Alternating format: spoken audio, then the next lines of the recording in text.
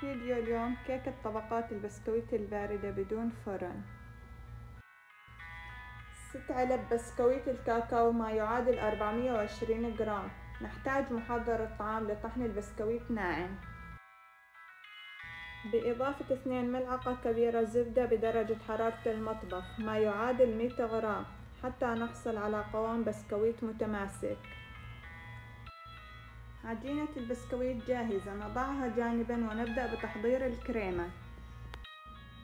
الوعاء البارد يساعدنا للحصول على قوام كريمة ثقيل. لتحضير الكريمة نحتاج إلى كوب حليب بارد، كوب ونصف كريمة دريم ويب بودرة.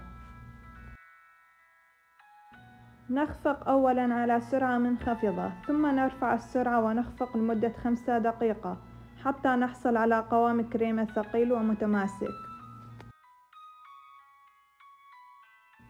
جبن كريمي 300 غرام ما يعادل 20 قطعة، نخفق حتى نحصل على قوام كريمي ناعم. نوتيلا 2 ملعقة كبيرة نضيفها بالتدريج ونخفق.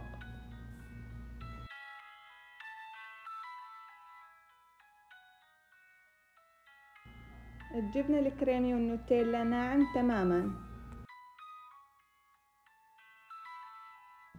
نضيف الجبن الكريمي والنوتيلا إلى الكريمة.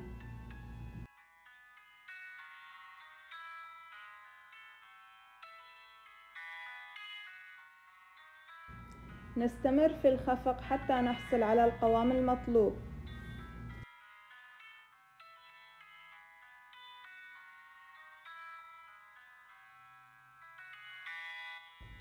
نقسم البسكويت والكريمة إلى 3 أجزاء متساوية.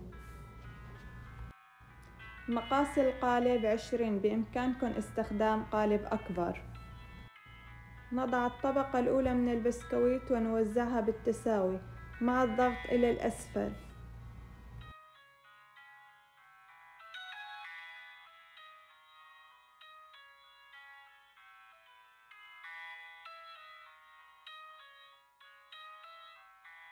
نضع الطبقة الأولى من الكريمة ونوزعها بالتساوي.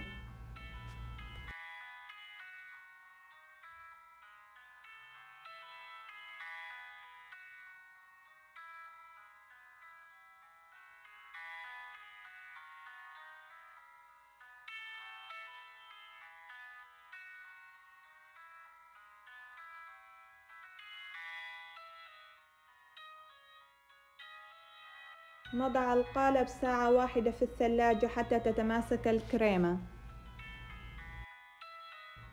نضيف الطبقة الثانية من البسكويت ونوزعها بالتساوي مع الضغط إلى الأسفل.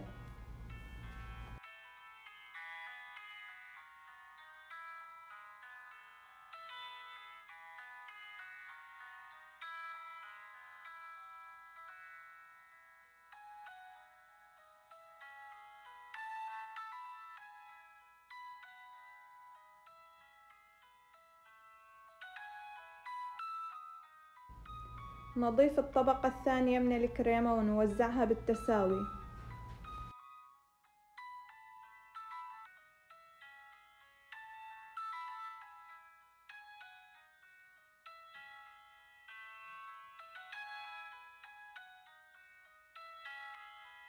نضع القالب ساعة واحدة في الثلاجة حتى تتماسك الكريمة.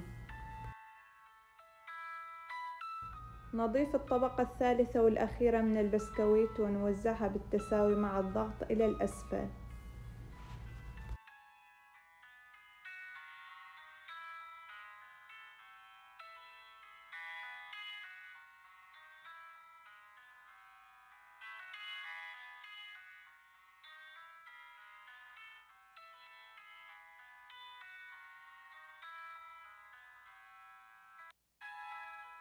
نضيف الطبقة الثالثة والأخيرة من الكريمة ونوزعها بالتساوي.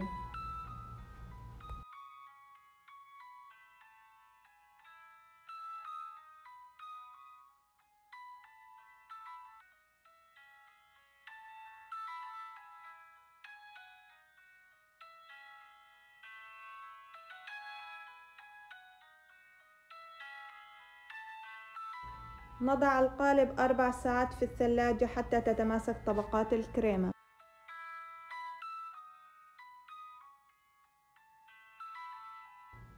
بعد مرور 4 ساعات نقوم بإزالة القالب والشريط اللاصق.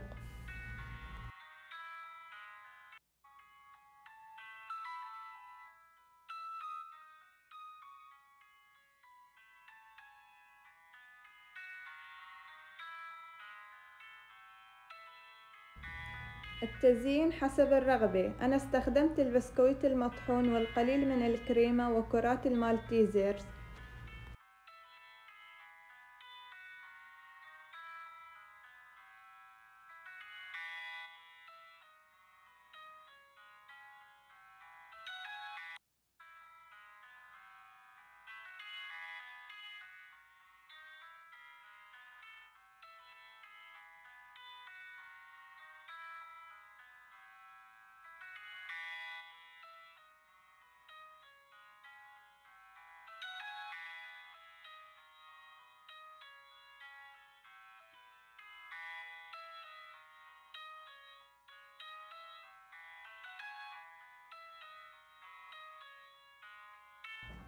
شايفين كيف طبقات البسكويت والكريمة متساوية؟ بتمنى يكون عجبكم الفيديو، وإلى اللقاء في الفيديو القادم.